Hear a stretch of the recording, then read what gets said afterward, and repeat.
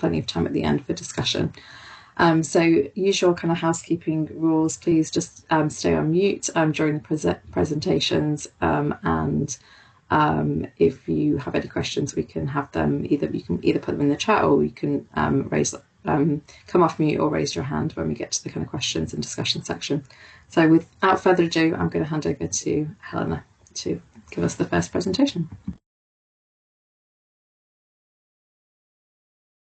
Thank you so much, Lisa. I'm Helena. I work at the Center for Longitudinal Studies as a research assistant, and today I'm presenting the evidence review that we've been conducting for Survey Futures on collecting consent for administrative data linkage in online surveys.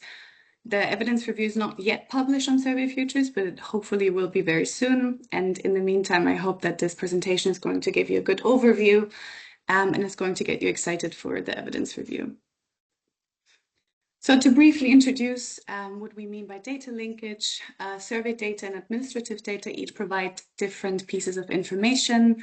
Survey data, on the one hand, can provide very rich and contextual information, whereas administrative data can provide data that can be very detailed and longitudinally consistent, and it can also include variables that might be more difficult to obtain in traditional surveys, such as health data or even text records, for example. Bringing these two data sources together with data linkage can substantially improve the quality and the scope of social research. So why does data linkage matter? Data linkage has several advantages. First of all, it can help reduce respondent burden and survey cost by, for example, allowing for shorter questionnaires for participants. It can also expand the analytical scope of the questions that can be answered with survey data by, as I mentioned before, including specific variables that might be more costly or difficult to obtain, such as health records. Furthermore, administrative data can be more precise and longitudinally consistent, and that can increase what can also be done with the data, and it can help with mitigating common issues such as measurement error or recall bias.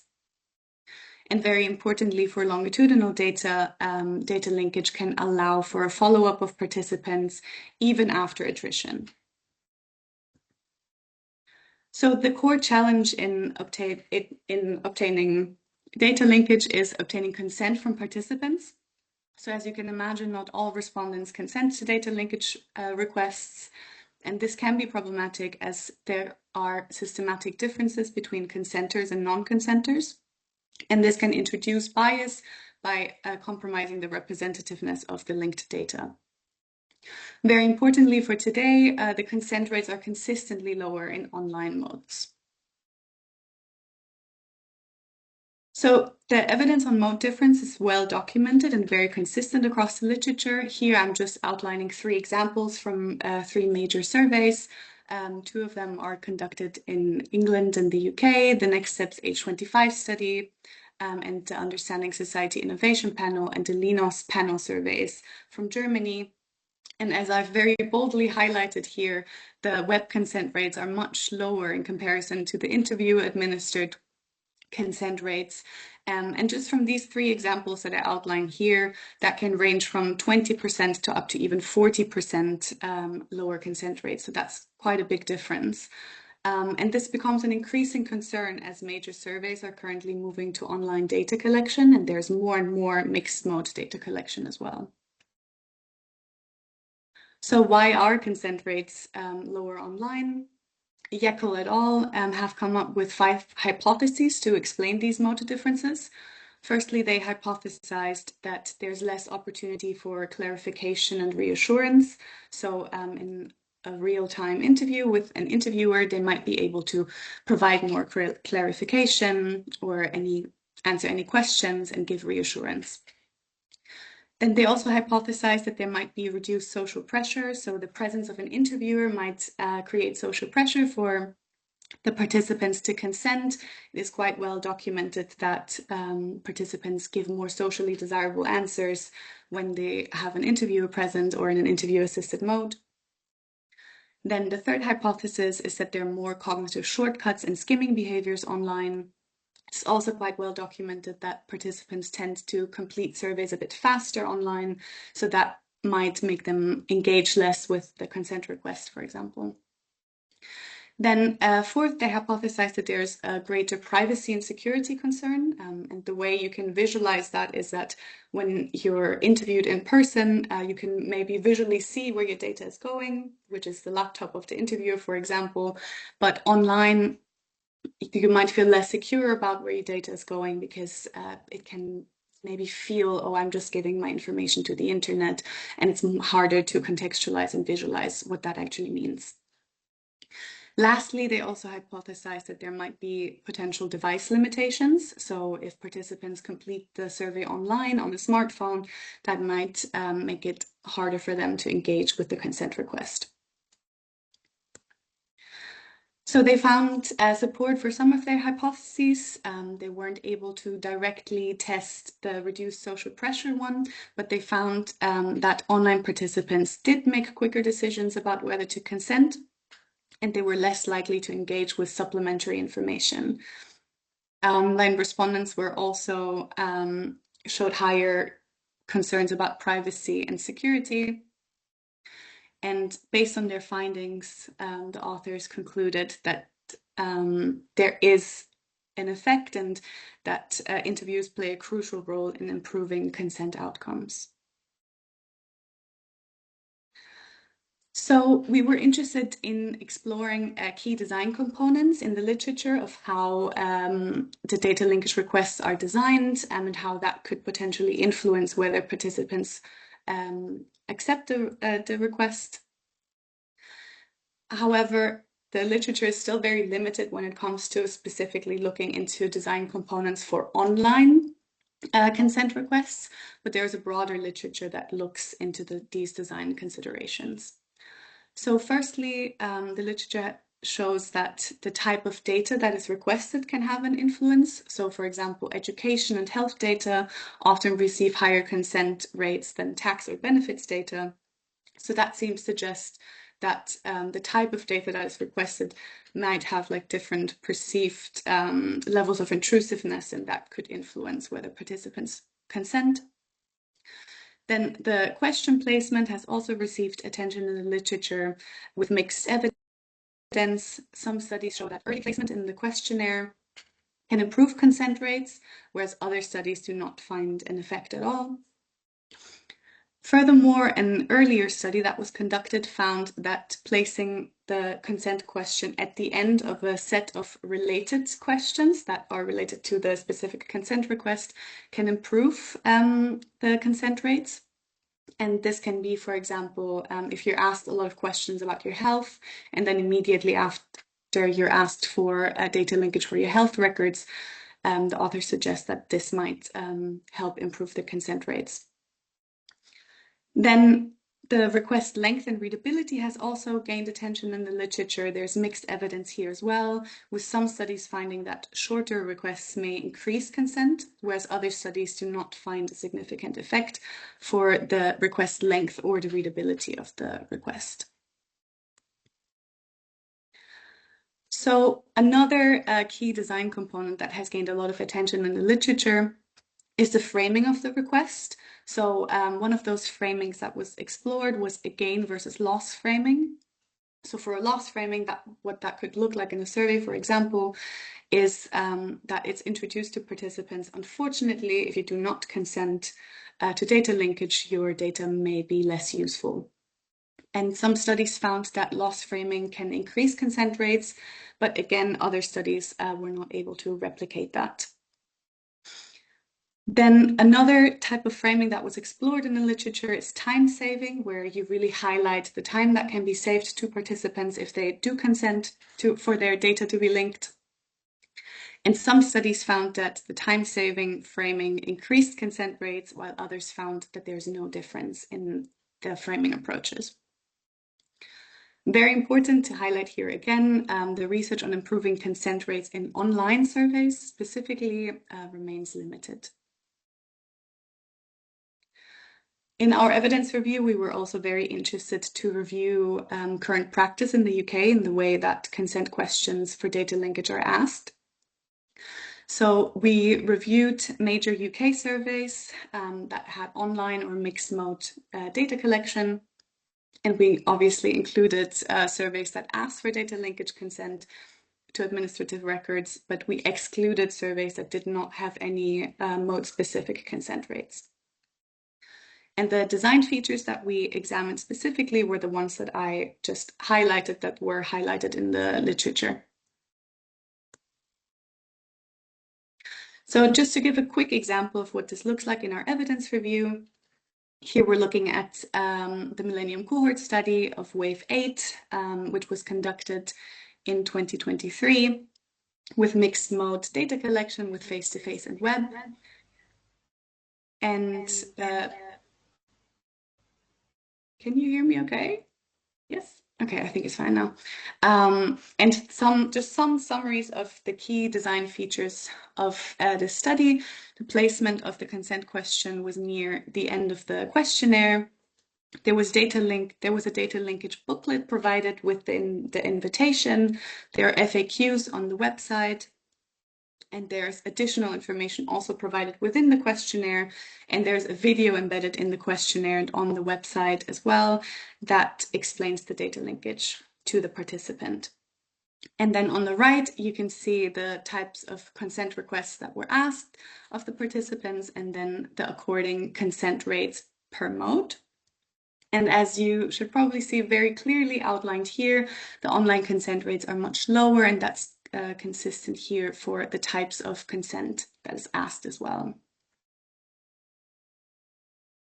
So the key findings from our review of current practice in the UK is that there's a notable degree of consistency in the way that consent for data linkage is asked. So first, respondents are introduced to the data linkage process. They're giving very concise and essential information. And they also have optional materials and contact details in case they want any further information or they have any questions. And then the consent question is generally placed at the end of the questionnaire with one question per data source. There are some exceptions to this approach. Some government surveys and Office for National Statistics surveys may not require explicit opt-in consent. So for example, sometimes the surveys can have data linkage consent in general participation consent. And then again, to highlight that online consent rates are substantially lower. So for future research, first importantly to highlight again the evidence base for improving consent in online surveys remains very limited. While the literature on collecting consent in surveys is large, the literature on collecting consent in online surveys still remains very limited. And addressing this challenge may require bolder approaches in the future. It would be very interesting to see experimenting with incentives that are specifically given for the data linkage consent. However, there's still an ongoing ethical debate about whether that's possible and whether that's ethical. So it's going to be very interesting to see where that's heading. Then it's going to be interesting to see future research potentially explore opt-out approaches. So having consent more embedded in the survey. Then it's also going to be interesting potentially to see targeted follow-ups of participants that did not consent and following them up and asking any potential questions and giving potential reassurance or things like that. And then lastly, hopefully there are going to be very exciting opportunities arising from new technology that could look anything like trying to mirror the approach that you have in a face-to-face interview. That could include interactive components in the consent request or even videos. And yes, I think we're going to hear very interesting research in just a bit about potentially the future of research in online consent requests from Jim. So I'm excited to hear about that. But that's all from me for now. Thank you so much for your attention, and please let me know if you have any questions. There's going to be a discussion at the end, so if you have any major discussion points, you can save that for the end. Thank you. Thank you so much, Helena. we've got a few minutes now before we go on to Jim's presentation. If anybody has any immediate questions for Helena or anything you want to ask right now, or we can come back to this later in the discussion section. We've got plenty of time later on, but I just wanted to give an opportunity to the audience. Michael. Thank you. This is really interesting. I wonder if you came across any evidence on consent wording along the lines of like data sharing. So outside of your particular organization. So if we say to participants, if you share your data with us, administrative data, then it will only be used by our organization. Is that more effective than saying, maybe shared with other organizations, academics, and so on? Have you come across any research on that, please? Oh, yeah. I think the answer is no. I would say, I think most of the, I think the kind of the model tends to be that we want to share data with like other what it's not just the administrative data that's linked in. We want to kind of share that data more widely so that other researchers can use it. I guess maybe perhaps your example might be more akin to what's done on some government surveys where they're already the holders of that data set. So if you're the Department of Education, for example, and you already hold like the administrative data on education, then perhaps you might want to ask your consent question in a different way, and maybe you might be in a position where only you would be kind of using that linked data on your survey. But yeah, if that makes sense. Yeah, that's really helpful. Good to know. Thank you. Yeah, but we could come back to that more in the discussion if that's helpful. Okay, I think I'm going to move us on and hand over to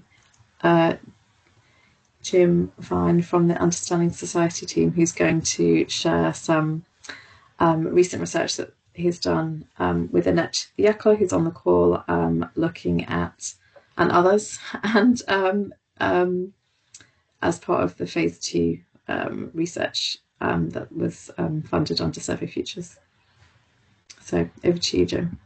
Thank you so much. Can somebody confirm you can see the slides okay? Yep. Perfect, thank you.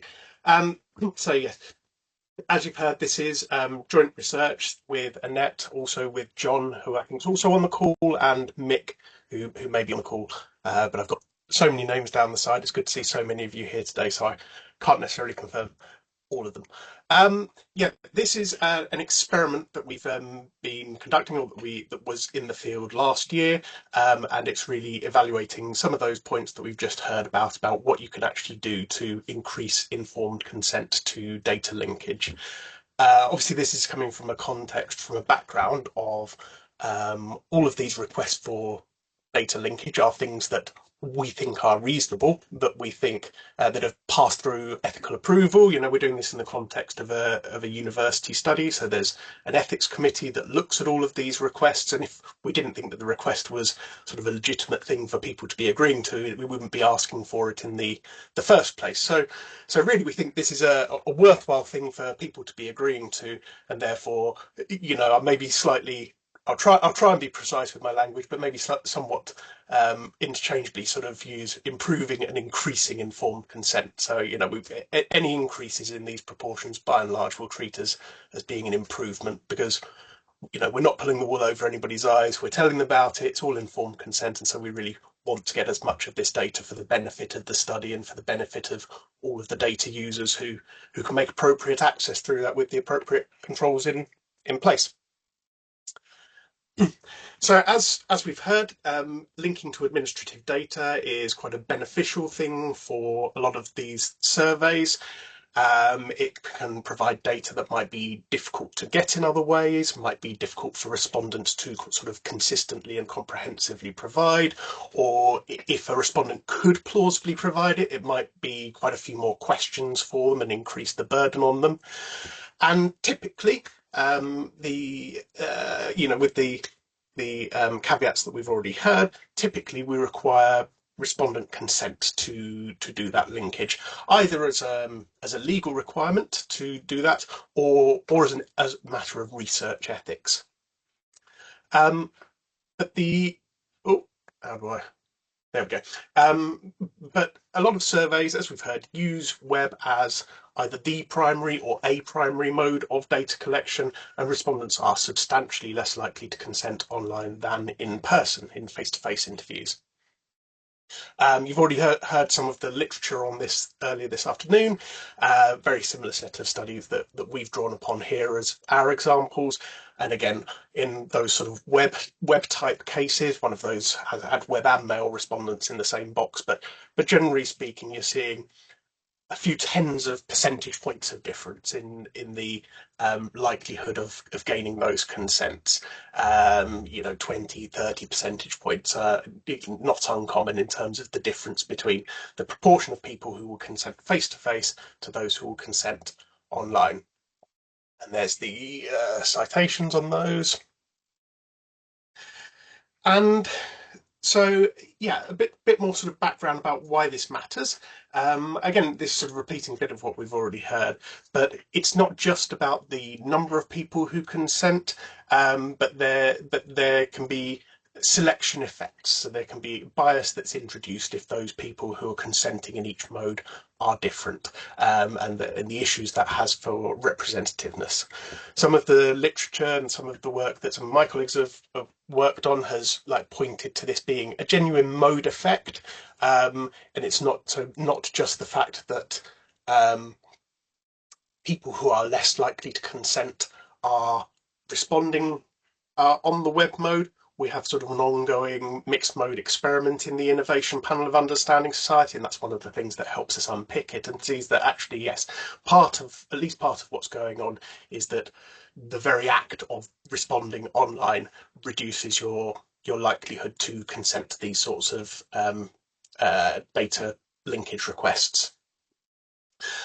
Also, some of that literature that's been conducted in the past has sort of looked at some of the factors that are associated with it. So we have things like these issues of concerns around privacy, data security, and also colleagues have looked at how much effort goes into answering these consent questions. And in one particular study, my colleagues looked at this question of effort, comparing the two modes, and sort of they attacked this from a range of different angles. So not just a questions of how much effort did you put into this, but also looked at the time that people spent answering the questions, whether they'd clicked on or read the additional materials, how much they'd understood the request, and so on. And all of these sort of things sort of pointed in the same direction, that genuinely, yes, there seemed to be online respondents just taking less effort or putting less into approaching that consent question. So there's a little bit of literature around some of this, some of these things that might be done to increase consent. Again, repeating some of the things that you've already heard, there are not all of these things consistently found across studies, but some of the things that sometimes at least seem to make a difference are things like location of the consent question in the survey. So positioning it earlier can help. Giving a trust prime, so things that kind of make people think about their trust in the study and the people who are behind it, including this approach that colleagues tried of having a photo and a message from the study director, are things that can help. And the ease of the wording of the consent request may be beneficial. And again, as we've already heard, inconsistent findings around loss framing and whether it's sort of framed as a default. So we approached this study, which was in the field last calendar year. When we were designing it, we sort of had three hypotheses in mind, three sort of broad areas that we wanted to test: around trust in organisations, around the effort that goes into that consent decision process, and in about supporting the understanding of the purpose of what the consent request is for. So this first hypothesis was around trust, and it's the hypothesis when respondents trust the organisations responsible for the survey, they're more likely to consent to data linkage. So there's some previous evidence of correlations of trust with consent around there, so we wanted to sort of test whether that's something that we can make use of, and whether that association holds up through an experimental manipulation, or experimental treatment, let's say. So the second one was around effort. When respondents make more effort in processing the request, they're more likely to consent. So I suppose this is a flip side of that finding that the online respondents are both less likely to consent and are putting less effort into their consent decisions. So those correlations sort of line up and say, well, maybe if we can do a treatment that affects the amount of effort and encourages more effort, that might increase the propensity to consent. And so looking at these things and looking at the differences between face-to-face consent and online consent, we've got this idea: if the presence of the interviewer is what's engendering trust and promoting people to make more effort in their consent decisions, does it help to emulate the face-to-face interviewer in a web survey? And so we came up with this treatment of embedding a video of an interviewer reading the consent question into the survey. So this was a respondent would be completing their normal Understanding Society annual survey online. They'd be clicking through. Most of the questions are text-based questions. You fill in a number or you select the option or whatever it might be. And then you get to the consent question. The first thing we do is we have the text of the consent question, which otherwise was the same as the consent questions being used in the other modes. But there was a video of that being read out by somebody as if an interviewer. And that was a randomized experiment, so that was being compared against web respondents who were just having a standard on-screen text-based question. And the sort of assessment to sort of take that treatment back to the hypotheses is to say, first of all, does the video increase the consent compared to the standard text-based question? But does it affect how respondents report how they went about the process of making that decision? Does it affect whether they were reporting more trust-based decision-making? Does it affect any of the indicators that we might have around whether they're putting more effort into it, to sort of test those mechanisms that are sort of within those hypotheses.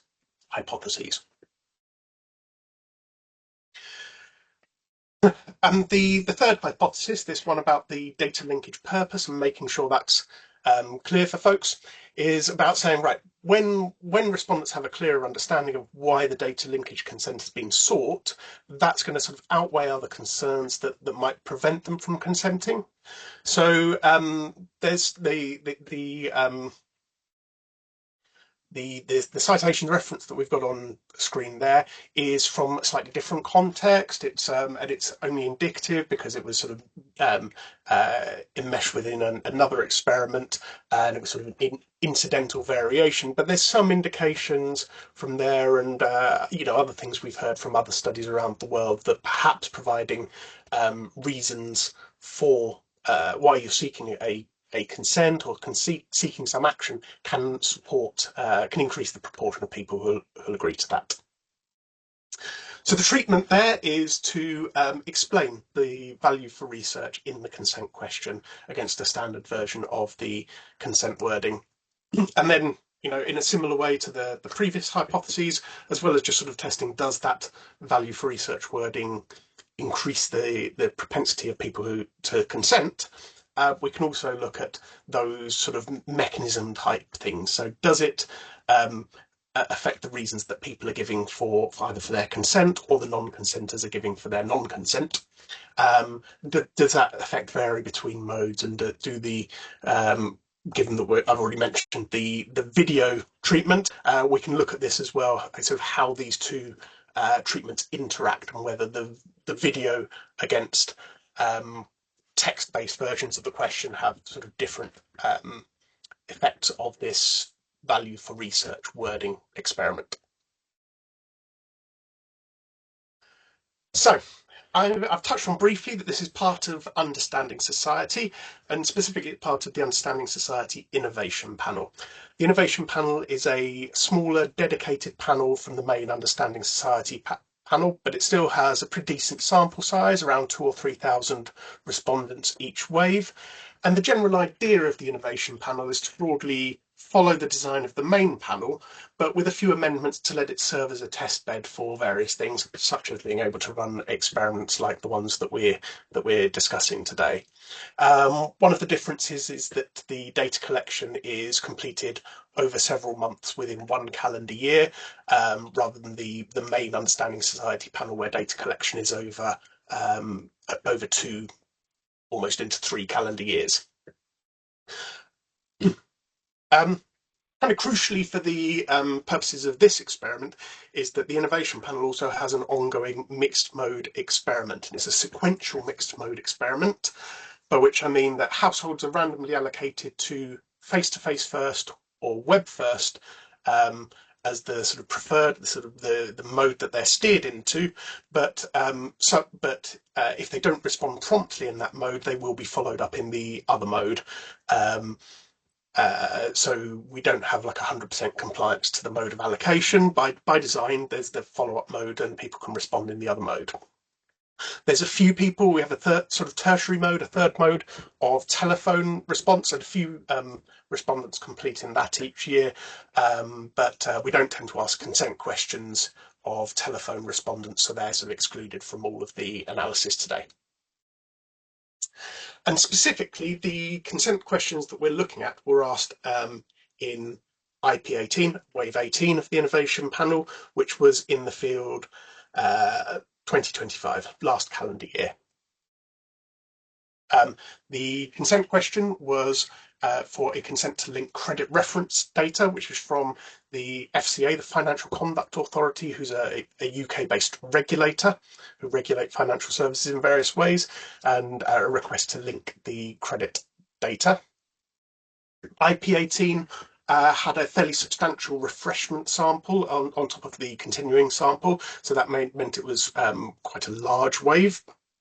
And it's around about a 2/3 web first to 1/3 face-to-face first allocation across the different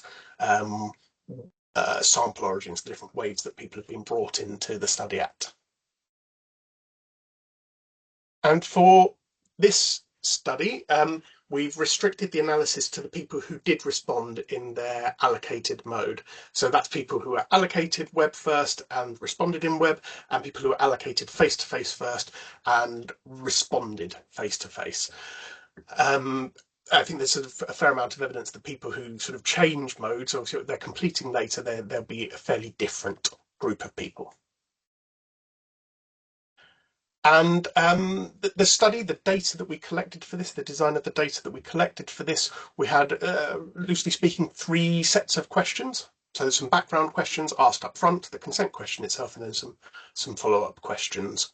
The background questions were presented quite a bit earlier in the survey, so they weren't necessarily directly linked in respondents' mind as being necessarily associated with the consent request. And those were around privacy. They're 2 that we're making use of.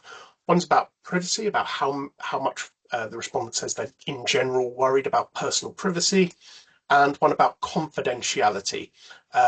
Each of these assessed on a 4-point scale, from very worried or very concerned to somewhat to not very concerned, not very worried, or not at all concerned or worried.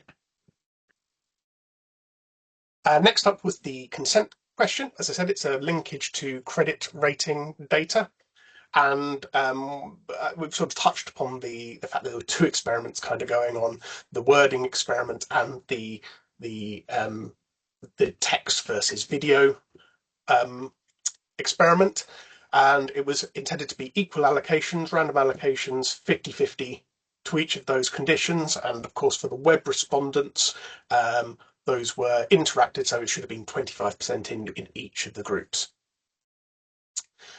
The actual numbers of responses obtained are on the screen there. We're still working with an early version of the data. It only came back from the fieldwork agency a few weeks back, so we're going to be running some further diagnostics to check whether the differences in numbers of completed responses there are just due to random fluctuations. Specifically for that video treatment, as you see from the numbers on screen they're a fair bit lower than the text requests. Those are just random chance that just happened to be fewer of the people who were allocated to that condition ended up responding, then that's not a problem. It doesn't so far. I've done initial checks of whether it's sort of disproportionate break-off, and that doesn't seem to be the case. It doesn't look that what's happened is people have got to the video question and stopped answering. So, because obviously that would be a loss to consent and potentially loss to any other questions later on in the survey. There's not a lot of that type of missingness showing up, at least on the early version of the data. So it's potentially just random differences, but we're going to be doing some further checks on that. So the wording treatment. Here's the standard consent question, which I won't sort of dwell on.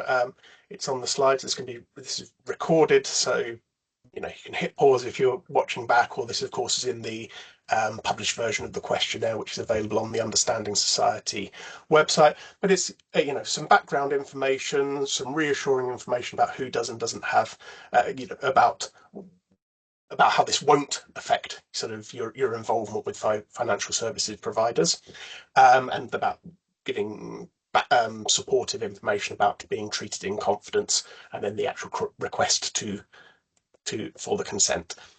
And for those people who had the value for research wording, who were in that treatment group, that was inserted around about there after the first paragraph in the question. And there's the wording that we used, and it's about providing some information about sort of saying it's valuable for research to bring evidence to real world problems, and sort of saying how this, a few things that are about how loans impact people's mental health, and how rising mortgages affect homeowners, first time buyers. So like trying to ground it in research type questions that could be answered by linking this type of data and giving people a sense of things. And we picked these things sort of to talk across a range of different things that might also be of personal interest to people. People who are borrowing and taking on loans, actually unsecured loans, people who are in the mortgage markets, whether they're homeowners, first-time buyers trying to get into the mortgage market, and pensioners. So, sort of a bit of relevance for different groups of people as well. And then the follow-up questions, which we talked across looked at about four different types of, basically four questions. First of all is the decision approach. So this was a select all question and say, right, how did you go about making this decision? What were you thinking about when you were thinking about whether to consent or not consent? And this was asked of all the respondents who had answered the consent question, whether they had consented or not. And these are that I've highlighted the two that we're sort of using in the analysis today. We asked an effort question, again asked of everybody whether they consented or not, on a 0 to 10 scale, how much effort they put into answering the consent question. And then we had a question, if not, why not? And if so, why? So this is the why not question. These are sort of abbreviated versions of the response options, but to get at that thing about clarity, whether people understood what they were being asked for, we asked one of the options that they could select was being unclear why people had asked, and that was a reason for not consenting. And some of the reasons for consenting, why you consented, was I trust the study, or I trust the FCA. So that's speaking to that issue of trust and whether there's a sort of trust mechanism going on, and to support research. So on to the findings. So the first thing to observe is that the video intervention increased consent. We had about a 10 percentage point higher consent rate amongst the web respondents who had seen the video version of the question compared to the online respondents who had the text-based version of the question. Alongside that, I think there's some evidence, let's say, to say that it's affected how respondents were reported making the consent decision. The proportion of respondents who gave trust in the organisations involved as being one of the ways in which they decided whether to consent or not was increased by 12 percentage points. And of the greater proportion of people who consented, a slightly increased proportion, just a couple of percentage points, gave trust in the study or the FCA among their reasons for consenting. I think overall, we'd feel that those results, those data, are reasonably compatible with that first hypothesis about the consent the trust mechanism in that consent decision. The second hypothesis, looking at the same experimental allocation, the video against the standard question among web respondents, I think there's a different picture for that second hypothesis that we were investigating.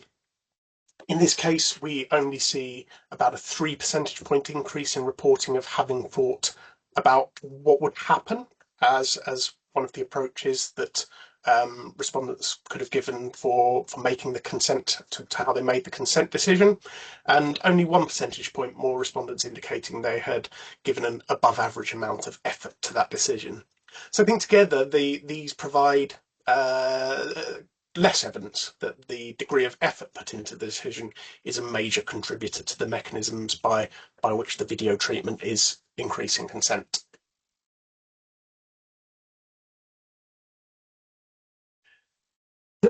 And looking now to the third hypothesis about whether understanding the purpose for the consent request is a mechanism by which consent can be increased.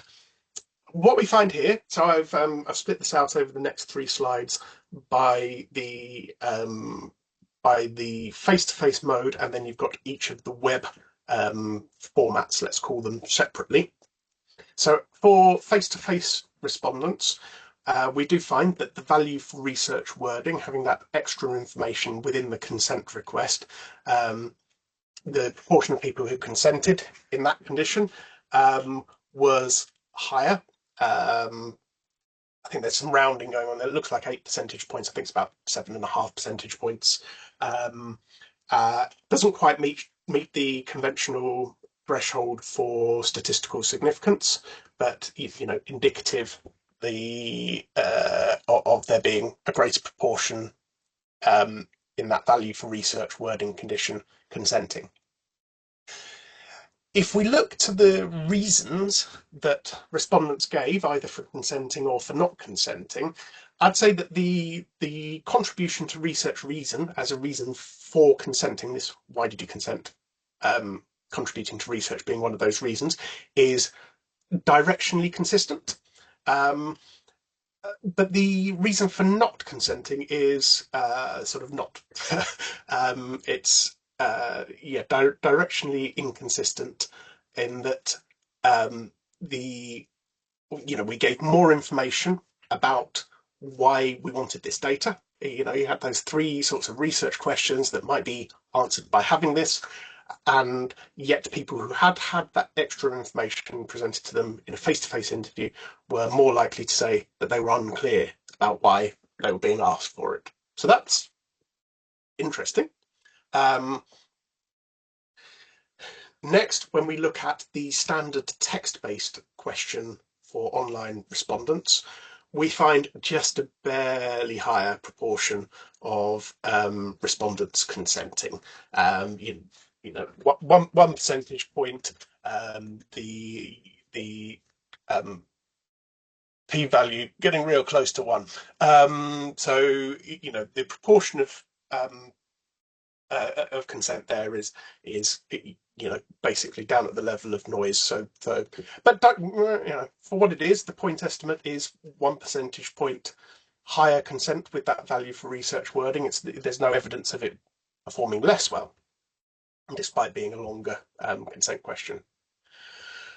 Then we get to those reasons why or why not, and again looking at those, whether they're sort of, I've called it here directionally consistent or directionally inconsistent. It's flipped over. So the reason why you wanted to do it, contributing to research, is a little bit lower in the value for research wording with this group of web respondents seeing the text version, and the reason, but while the reason why not to consent about being unclear about the purpose does drop. So we provided more information about why we want the consent, and fewer of the non-consenters then say, yeah, I wasn't sure about the reason. So that's an interesting finding. Finally, we have the web-based video group. So this is online respondents who had the video version of the question. And in this case, we find sort of an in-between result. The consent probability goes up a bit. This is about 5.5 percentage points compared to the 7.5 percentage points we saw face-to-face, and just under 1 percentage point for the text-based web version, so somewhere in between. Again, not reaching the conventional threshold for statistical significance, but indicative that it seems, if anything, it's increasing the likelihood of consent for this group. And in this case, I'd say that both of those reasons why and why not are directionally consistent with sort of what we'd expect. We gave more information about why we want to do the data linkage, and more of the respondents said more of the consenters said that they were hoping to contribute to research, or they thought about that as a reason for consenting, and fewer of them said they didn't. Fewer of the non-consenters said that the reason for not consenting was that they didn't understand the reason. So I think that's interesting, is the inconsistency about whether these directions are consistent or not is also in itself interesting. So in summary, bring it all together, because that's quite a few tables that I've flashed up at you this afternoon. We do find higher online consent to data linkage with a video reading of the question versus a standard written version. At around 10 percentage points, that's larger than most of the other attempts that we've seen, or the differences that we've seen based on other attempts to increase consent. Those things like whether you position the question early or late in the questionnaire, or those other things. And then thinking about those two hypotheses that we had, thinking about mechanisms, I'd say that the data are certainly more compatible with the trust mechanism being part of what's driving that increased consent than the effort mechanism. And secondly, we do find higher consent with the additional wording that emphasises the value for research, with the largest point estimate being of the face-to-face group, middling for the web group who saw the videos, and small tiny for the text-based web respondents. And none of those met the conventional threshold for statistical significance, as I said.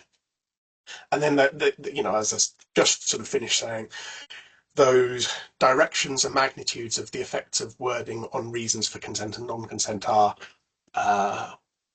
maybe not quite all over the place, but there's a fair amount of variation between them. So we've got a few questions, prompts for potential discussions there.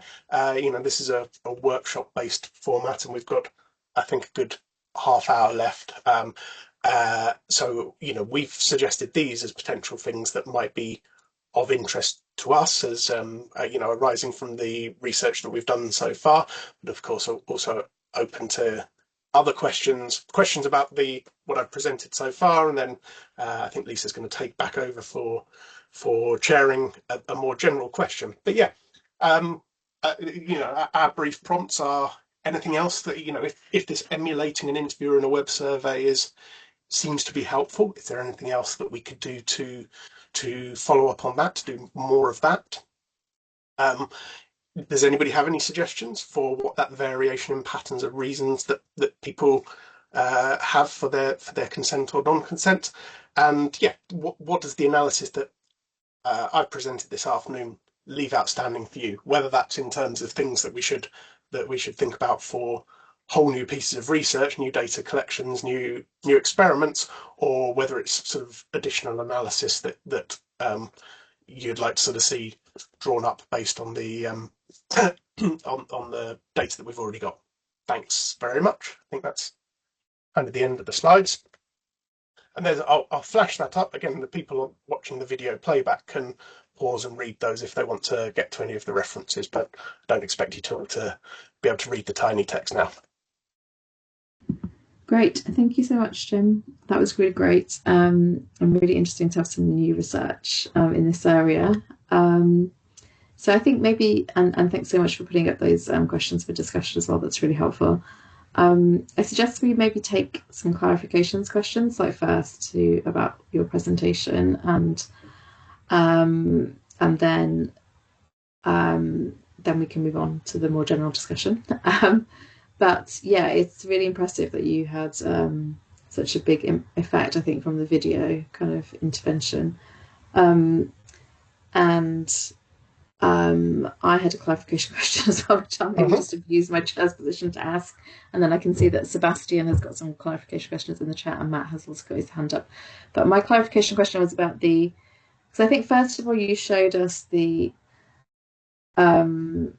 sort of impact of having the value for research included, because that was also very interesting to have that impact as well. So when you first showed us that, did that exclude, was that only cases who weren't shown a video? Because then you later I think later on you told us that where they were hearing that, presumably from the interviewer in the video, it was like sort of in the middle. But yeah, it was this one. Okay, so yeah. So sorry, I didn't. So this is face to face, no video. Yes, yeah. This is just a face to face. So okay, the face to face respondents just had an interview. There was only variation in wording. Right. Okay. Sorry. Face to face respondents. Yeah. Okay. The video was purely an online treatment. Right. Okay. Yes. Yeah. Sorry. Yeah. I'm sure you did explain that, and it was probably just me not. Yeah. And actually, we don't have in here a combined analysis of what it is across the three groups, if you like, the face-to-face and the two web groups. It's going to be somewhere in the middle, right? It's going to be about, if given that they're roughly speaking similar-sized groups, the face-to-face groups slightly fewer respondents, but if we sort of add up the 7.5 percentage points and the 1 percentage point and the 5.5 percentage points, you can imagine that it's going to be, I don't know, somewhere around 5 percentage points or thereabouts of difference between the two wording treatments if we aggregated them all together. Okay, great, thank you. So I don't know if you can see the chat, or do you want me to read them out? So Sebastian has got a few clarification questions which are about the implementation. So one is about whether there was an autoplay function for the video. The other was about paradata, and do you know whether they actually watched it? Was there a subtitle in the video, I guess? And did you have any information about technical issues around the implementation of the video? That's really good questions. Thanks so much, Sebastian. So I'm doing part of this from memory. No, I'm doing all of this from memory. I think we specifically didn't have an autoplay because we didn't want it. Annette's nodding. Annette's memory is more consistent than mine. So yeah, or is consistent with mine. So that's good. So we didn't have an autoplay. People had to click on the play button. I think the one thing we did was say that you couldn't click onto the next screen for it was like 5 or 10 seconds, so that people couldn't just like go, oh, I'm not watching that video and click straight on. They could, but they had to wait about 5 seconds, I think, before we enabled the next button. We specified collection of quite a lot of paradata about watch times, about whether they rewound and watched bits again, whether they muted it, and various things like that. Increased, decreased the volume, all of that. We don't have that data back yet, so we're still pending on that, but there should in due course be data on that. The subtitle, I think we had always on. I think we had an embedded subtitle. and technical problems.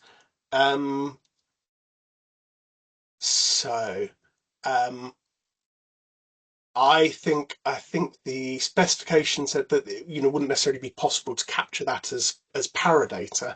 But what we did after the two video, after the video question, and they would have seen different versions depending on which wording treatment they were in. We had a question saying, "Did you manage to watch the video?"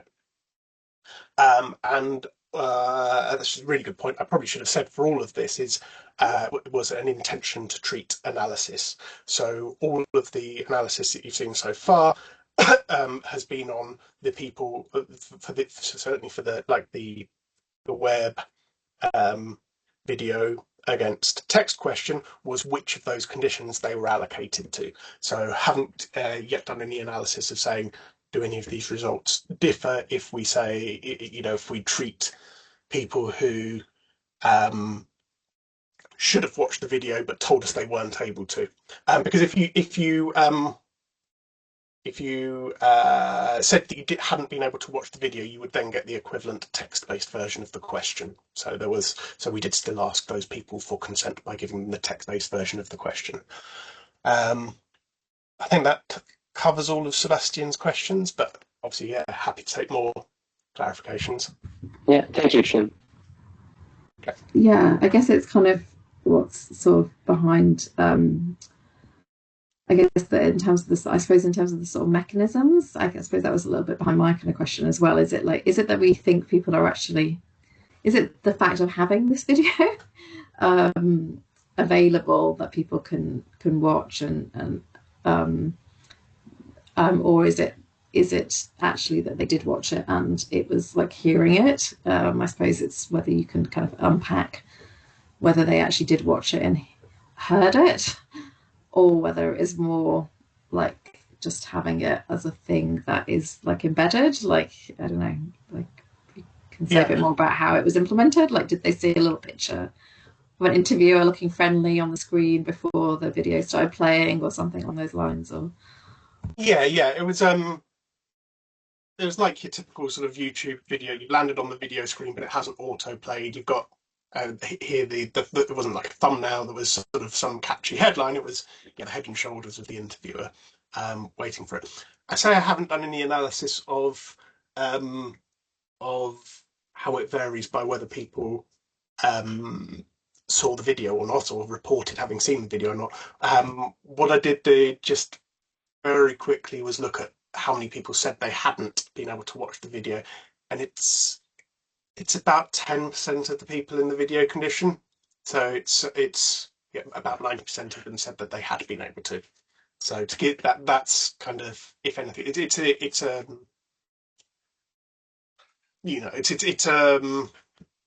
bound on how many people then had to go on and read the written version of it. And I think sort of I would be interested in looking at those together with the paradata about watch times, because it would be interesting if those 10% of people their paradata also says they didn't watch it, or if they're just clicking and they maybe the full 1 minute of the video played, but then they've said that they haven't. And so I think that'd be something that'd be more useful to look at in combination with the paradata when it's available. Great. I saw Matt had his hand up, but he's got it down, so I'm guessing his question has been answered. Matt, did you want to come in? Most of my question has been answered by that discussion. I was curious about how long the video was, though, and presumably the video selling the research value was slightly longer, and I was wondering if the consent question was on the same screen as the video, so whether you were able to identify whether people were making their decision about whether to consent before they got to the end of the video, and whether that varied between the two treatments, because one of them would have been a longer video. Yeah, so the length of the videos, it was something like 45 seconds for the shorter one and a minute for the longer one. And as I said, after that, so that you had the screen with the video on, and then you had, on a separate screen, did you watch the video? Yes or no? And that needed to be sort of as an interstitial question, because if they said no, then we gave them the text-based question, which was the full text-based question with the consent question at the end of it. If they said yes, then they had a one-liner consent question. So do you give your consent? But yeah, thank you for giving me the chance to clarify that. That'd be sort of useful information.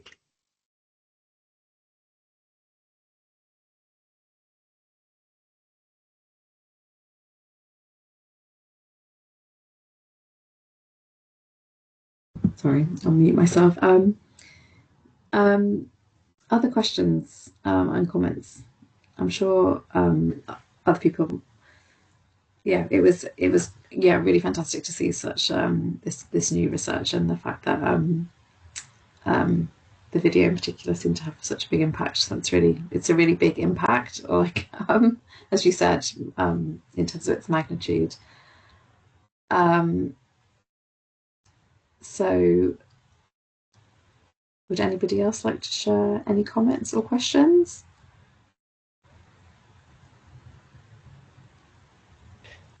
I have a question. Sure. Which gender was the interviewer, or the one who was on the presentation? Maybe you have gender effects if it's the same sex or different sex, things like that, or with respect to age. So there might be some interaction probably. And this might be an idea to target probably this, if you know that there are some good working combinations are not that good working combinations, that you have probably different versions of the video or so.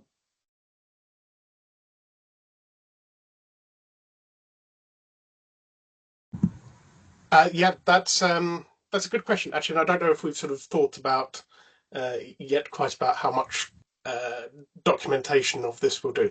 It was a guy. It was a male interviewer. I'm not going to comment on people's ages, but I guess we should, at the very least, when we sort of publish on this, should include some screenshots or something like that to let sort of people make judgments or something like that, to give a sense of who this interviewer might be perceived as being. Yeah, and there's a question from Simon in the chat as well about was the interviewer a sort of random person reading the text, or was it somebody identifying themselves as a PI or researcher? So as far as I've understood it, it's somebody that was identifying themselves as an interviewer. Is that right? Or actually, no, maybe not. Maybe not. So this is a good, really good clarification question. Yeah. So he didn't say I'm an interviewer from Understanding Society, and as it happens, he wasn't. He was an Understanding Society member of our team, who, but not presented as being like not presented as being anybody. Actually, didn't sort of like have an identification of who this person was.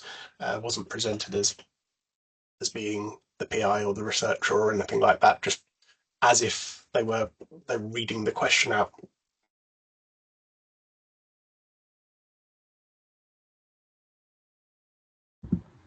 Yeah, it's really interesting to see the interaction between the interviewer and the trust as well, and the kind of wording around the value as well, because there's obviously something kind of going on there in terms of like having an actual person either anyway. I think so. And I think it's interesting, this point about sort of whether there are sort of interviewer effects, and particularly sort of interviewer effects that might be tailored to the respondent, which of course is not easy to do in an interviewer, a face-to-face interview situation. There's all sorts of practical reasons about whether you could send particular interviewers to particular households and stuff, and whether to match the people who might be most likely to get the best responses from respondents in general across your survey. But in a situation like this, it is at least technically possible that you could have or different versions of the interviewer lined up with interviewers who present in different ways. And if you think that those might be, one or other of those might be more better received by a given respondent, you could at least, in principle, do that. So potentially an avenue for future research. Annette, yeah. Similar questions in the past. One you saw on Jim's background slides that one of our previous experiments, we preceded the consent question with a photo of our study director and a little message from her saying, "Hi, I'm so-and-so, director of the study. The next thing is important. Please read carefully," whatever.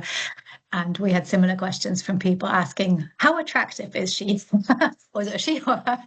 Those kind of things. Yeah. So I think, so this was not an interviewer. It was a person in our team, but who has a career in acting behind them. So, who was good at kind of speaking. But yeah, they launched straight into the question. There was no introduction as to who they were.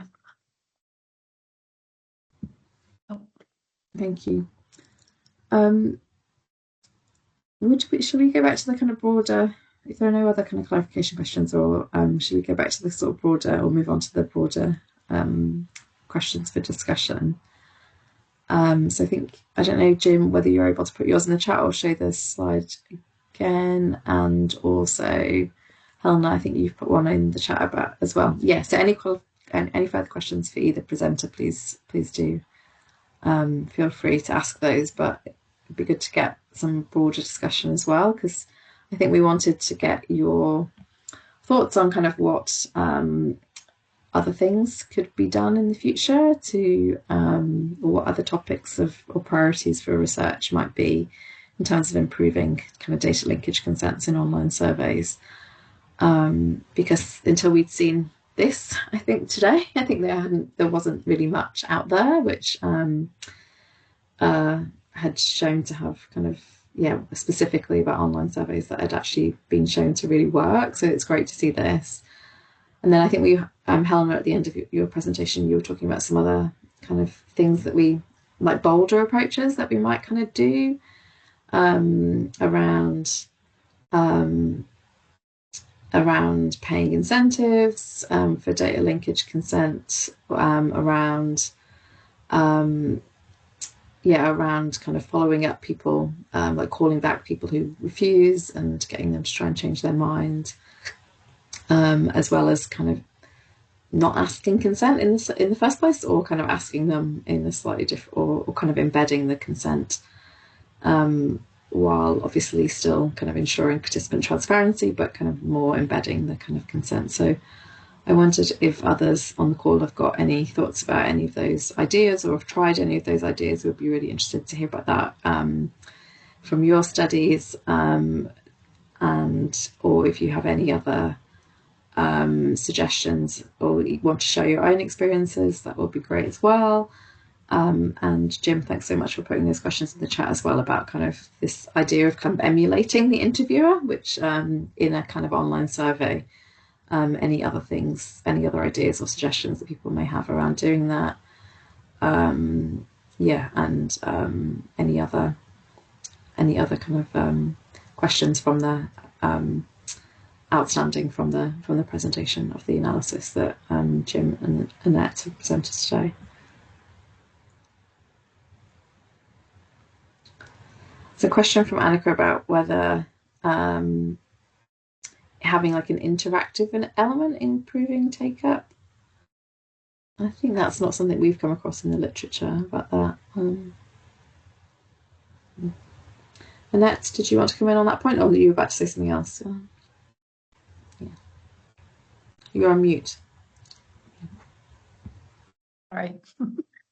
I guess on the interactive element, the thing we have looked at regarding that, and Joe Sackshaw similarly, is we've audio recorded face-to-face interviews. I think Joe's was telephone interviews, because that's one of the hypotheses we had that Helena mentioned earlier. Maybe face-to-face, the interviewers there, they can answer questions. Maybe that's just why people are more likely to consent face-to-face.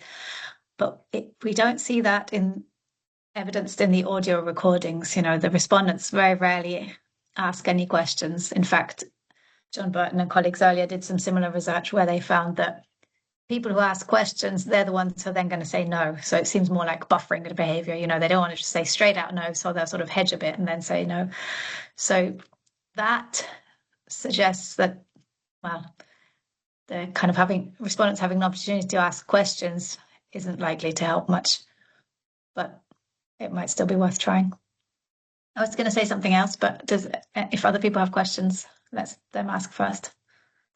I was going to say, Annette, that was it quite in this the cases where we've had sort of multiple help text things where you can click on different help text, but it's a little bit interactive. You sort of have a few different FAQs that would open up a pop-up with the response to that, but web respondents very rarely do anything to get the extra information. So, I guess in principle that would be a little bit interactive because you could get a bit more information about the thing that was particularly relevant to you, but in practice, they didn't interact with it.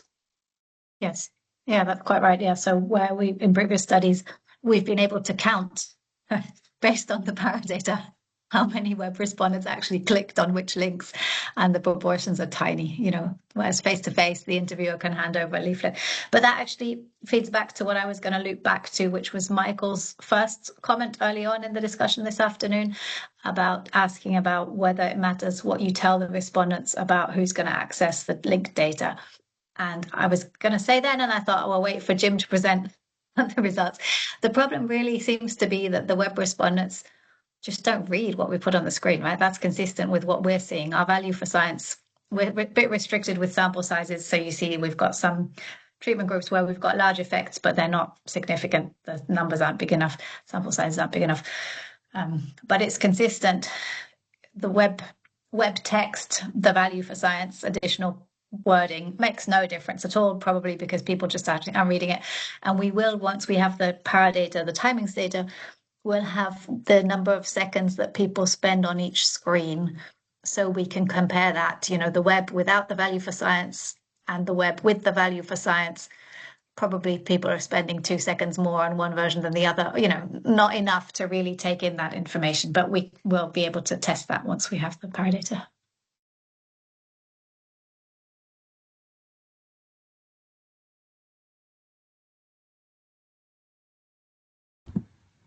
We've got a question from Tim in the chat, Tim Hansen. Be interesting to see how the results interact with education level. Don't know if you're able to say anything about that as yet. Or... Well, I can say that we can't say anything about that as yet because it's early data, but that was absolutely one of our... and in fact, I haven't sort of presented... Everything here is just sort of the effects of the experimental allocations. We do have sort of analyses planned or sort of models around some of this, and we did have education level being one of the things in that. Well, we can't yet because we're using the early data, which doesn't have any of the derived variables.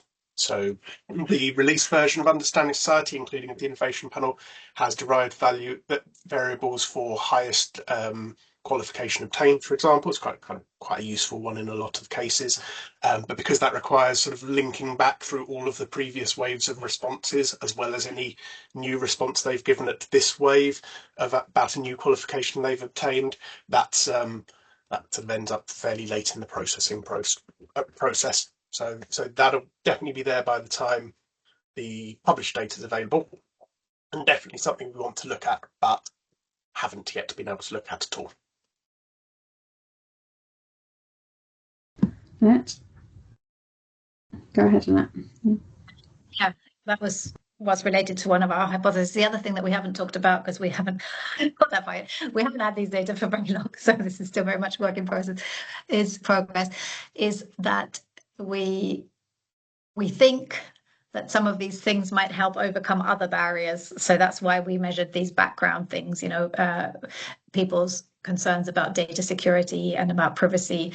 And we think that possibly some of these treatments help more for people who otherwise have more concerns than for people who have lower concerns. But we don't have those numbers yet. But that's just to say, Tim, really good question. And that's, consistent with what we're planning to do when we, over the next weeks. And I don't know, just to go back to the kind of, because I think, it's really great that you've had a sort of that sort of 10% impact, but as we've kind of, in Helena's evidence review and Jim in your kind of introductory kind of slides, the gap is much bigger, right, than 10%. Like it tends to be more like, 30%. So it doesn't seem to me like maybe from also, to that we're going to really be able to kind of close that gap, like, or it's going to need a lot more research and kind of thinking around kind of what type of interventions might be possible to kind of close that gap. So then I guess it kind of goes back to flipping it around the other way with the kind of, because I think there was a sort of comment from kind of colleagues in around sort of, I don't know if there's anybody on the call from ONS or other sort of studies where other government surveys where the sort of field is moving in like another direction. Because I think for our kinds of surveys, like, a lot of surveys are moving online and or mixed mode. And so this is like a really important question, an issue, I think, for us, because the data linkage is a really important part of the sort of science, but maybe there are other projects where that's kind of, I don't know, there's a kind of different paradigm kind of used, and whether we ought to be thinking about that. I wasn't sure if anybody from any government surveys or ONS wanted to come in on about that. But I can see there's also a comment earlier in the chat as well from Alexa about the importance of trust and transparency as well. So I think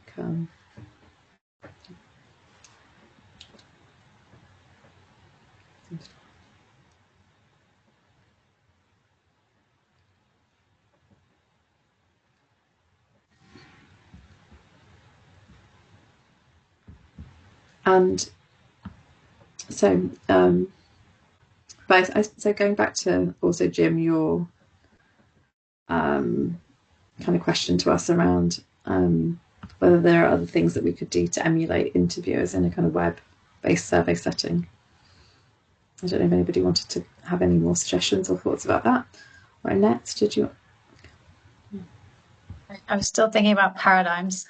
Can I say something on that? Or have I missed that? Yeah, sure. Okay. So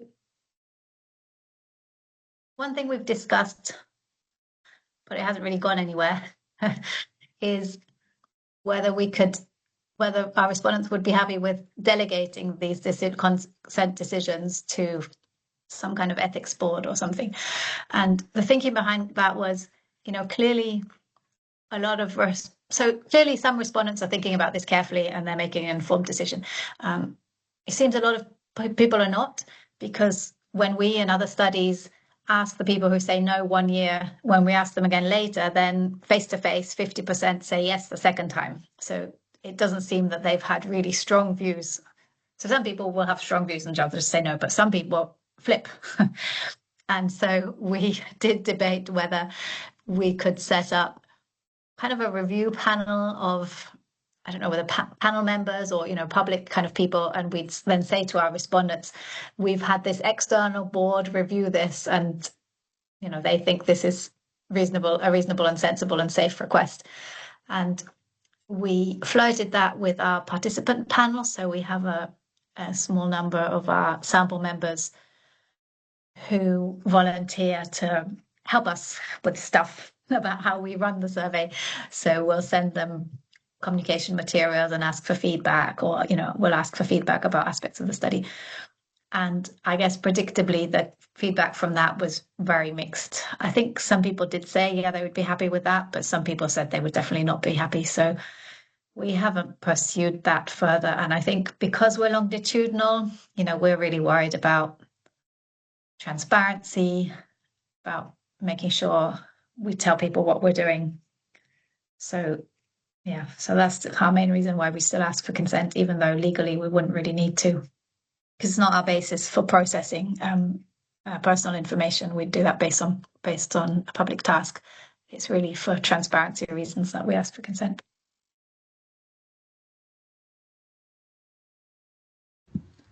Alexa?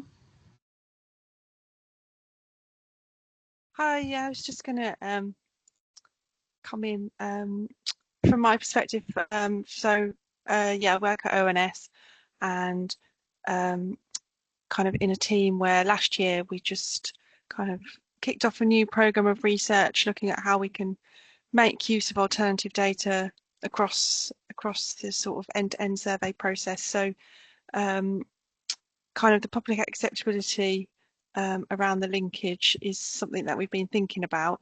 You know, as it's already been mentioned, we don't have to ask for consent to link. We can do that on the basis of public task, but we have been sort of wondering where, if we're going to start making kind of linkage more routine and actually part of the survey process, and if, you know, there's going to be publications around that and it's going to become more well known, do we need to do more around transparency? At the moment, the fact that we might link is quite hidden away, several clicks through the website, if anyone even goes on the website, from the respondent materials. So yeah, that's something that we're thinking about at the moment. Don't have an answer. I think, you know, it's sort of weighing up. You know, we want to build and maintain respondent trust as well, but also don't want to scare people and potentially have a negative impact on response rates. So yeah, no answer, but just thought I'd share that context and what we're thinking about. Yeah. Annette? Are you familiar with what the longitudinal, I think it's the longitudinal linkage collaboration and ALSPAC people have done? A few years back, they were doing qualitative research on those kind of questions, you know, public perceptions around data linkage and acceptability. Might be worth a look at finding that. Yeah, that sounds good. Thank you. Yeah, I think this is kind of referenced in Helena's evidence review as well, or the evidence that we did quite a bit of work around this for the early life cohort feasibility study for as well. So happy to share around that. And one other thing to mention is just I've recently discovered that Welsh government in their, trying to remember the name of it, it might just be Wales National Survey or something like that. Though they use public tasks as their basis for linkage, they do actually have respondents are able to opt out of that linkage. And yeah, I don't know if there's anything that could be learnt from those people that do opt out of that.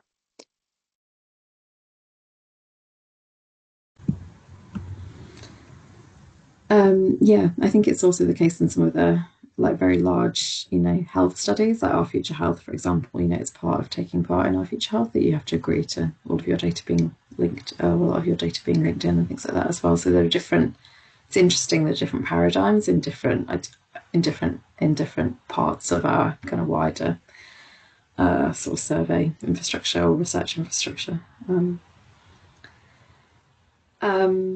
I'm mindful of the time, so I think it's the time to wrap up or close the meeting. But so thank you everyone for coming, and especially to the presenters. If you do have any more feedback for us or anything you want to share about your own experiences, or anything you'd like to see us make recommendations about in terms of kind of future avenues for research, then please get in touch. Yeah, watch this space when the kind of the survey futures outputs and the outputs of the everything you've been heard today will be published in due course. And those of you coming to the Survey Futures conference next month as well may hear more there, or may hear the same thing again. I'm not sure. Anyway, so but anyway, hope to see some of you, many of you, at the Survey Futures conference next month. And thanks again.